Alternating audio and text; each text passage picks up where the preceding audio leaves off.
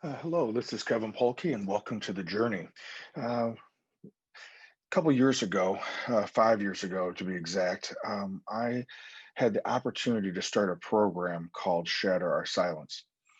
Um, the story behind that is unfortunately a tragic one.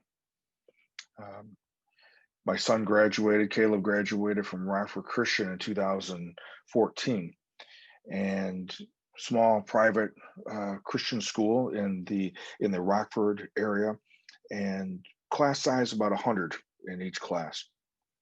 Unfortunately, by by October of 2015, a little less than a year and a half after he graduated, three of his classmates had died as a result of suicide. Having gone through the process of trying to help the students in post-vention, working with some of the staff, working with some of the individual students in their healing as well as the grieving process.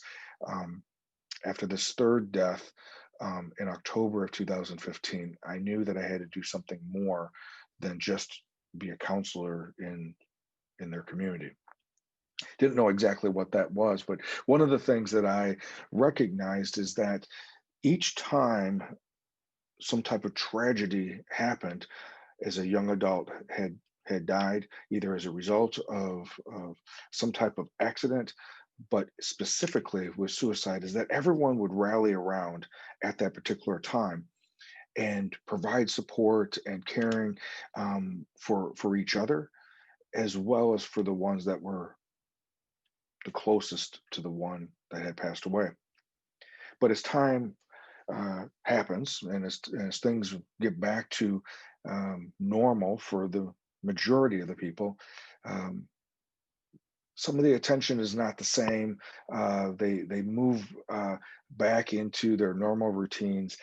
The majority do, but those few that were closest, family members, close friends, individuals who themselves had maybe uh, either had themselves struggled with mental illness or had someone they also knew that died by suicide, they were impacted differently. I knew that we needed to raise awareness and educate individuals on all the factors that lead to young adult suicide and what were those warning signs when someone is in that space. Um, During this time period, I had created a couple different tools, and over time, not just then, but over time, I created a couple different tools, and I've presented on those tools numerous times within school districts at the middle school, high school, and college level. One of those concepts, one of the metaphors that we utilize, is this idea that we all live on a continuum. At one end of the continuum is the brightest of bright lights, representing love, hope, and joy. And at the other end of the continuum, at the darkest of dark, is hopelessness, despair. And there lies when someone feels so lost, so in the dark, that they have thoughts of maybe life would be better if they weren't here. This idea comes from a handful of different things, handful of different teachings that I have accumulated over the years. One concept was this idea that scientists have discovered that there is no such thing as cold, it's just an absence of heat. They equally have recognized that there's no such thing as darkness, rather, there's an absence of light. That, along with referencing some passages in the New Testament of the Christian Bible, John 1:5 refers to this idea that the light shines and the darkness cannot comprehend it. That, in other words, it not only cannot comprehend it, but there is no way for the darkness to put the light out. That in Matthew, Jesus invited his followers that the light lies within you and that you should not hide your light, but instead let it shine. The concepts of this idea that there is no such thing as darkness, it's just an absence of light, then somehow made sense to me that this idea, this continuum, that there's certain factors that lead to someone being in that darkness and contribute to them being in that darkness, and that somehow that darkness then is blocking the light that lies within each one of us. That this idea that if we do our work on ourselves and we vehemently believe that that light lies within us and lies within each individual, that what we need to do is address the factors that are causing the darkness and the situations that are causing the darkness. What we identified was that there was five factors, not that they were the only factors, but these were the five common factors that contributed to someone being in that darkness. They were a history of mental illness, a history of sexual assault, a history of being bullied,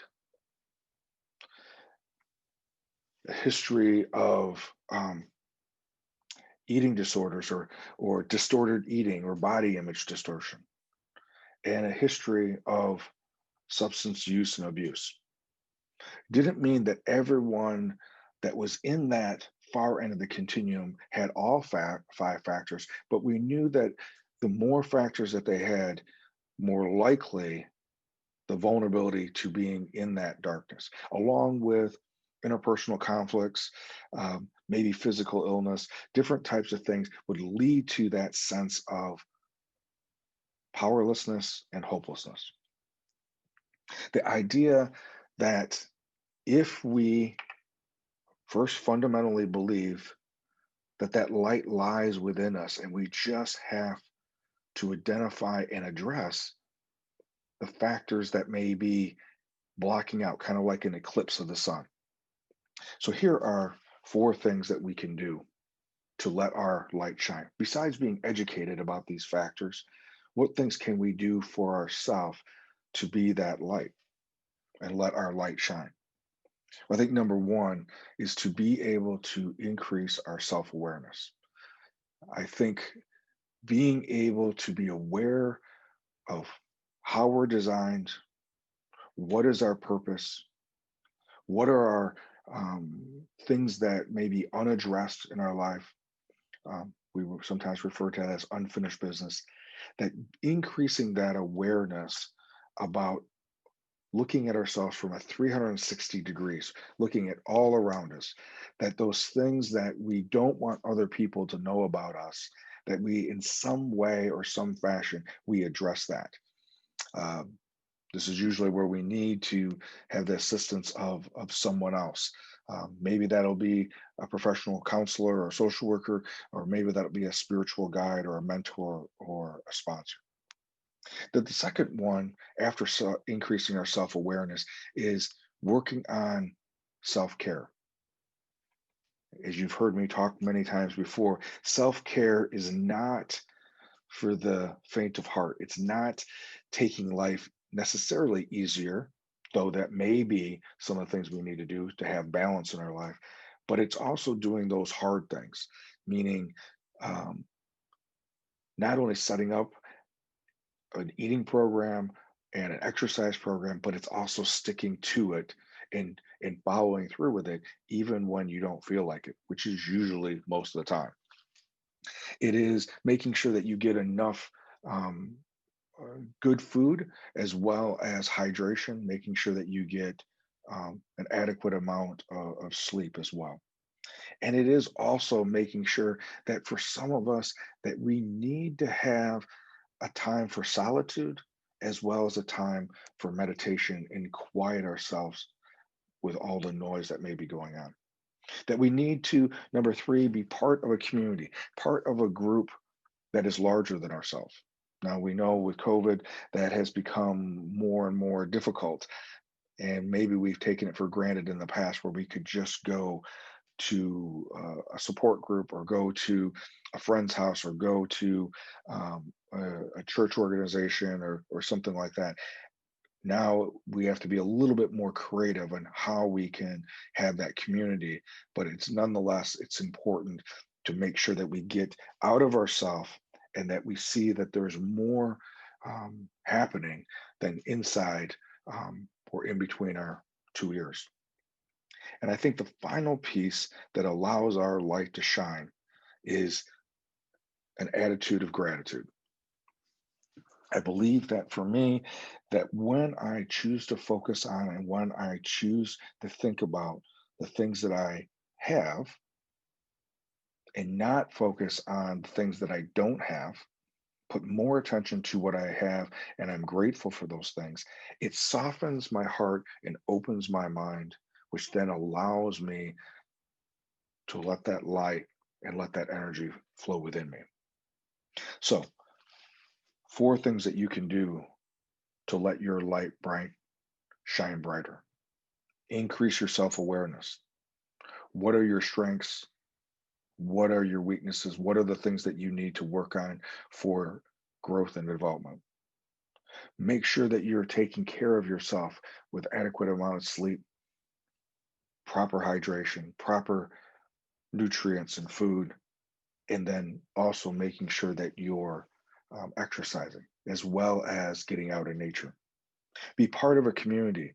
In other words, being open to the people that are around you, not only sharing, but then also helping or assisting someone else, and having an attitude of gratitude, meaning humbling yourself to focus on the things that you do have, and not get distracted by the things or the expectations of things that you want that you don't believe that you have at this time period. As we do those four things, I think we will then be open to people that have been walking this path ahead of us, inspiration.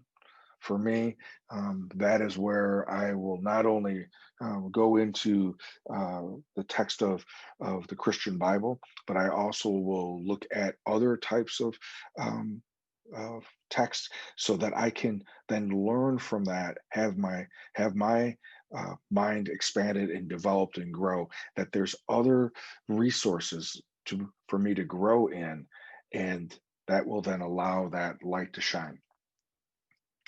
Keeping in mind, we all are on this continuum.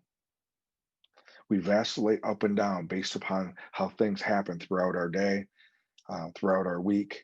Um, and we have the ability, with some of those four exercises that I just mentioned: self awareness, self care, being part of a community, and getting outside of ourselves, and being grateful, that we then can have a little bit more control of where and what happens while we're on that continuum.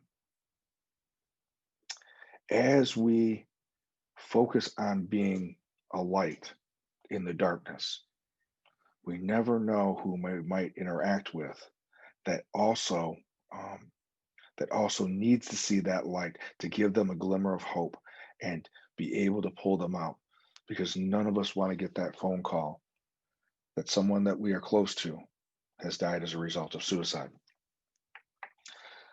A friend of ours, Lori Nelson, had just posted this earlier today. Darkness cannot drive out darkness. Only light can do that. Hate cannot drive out hate. Only love can do that. I think in this particular saying, light and love and God are synonymous. Thank you very much for listening.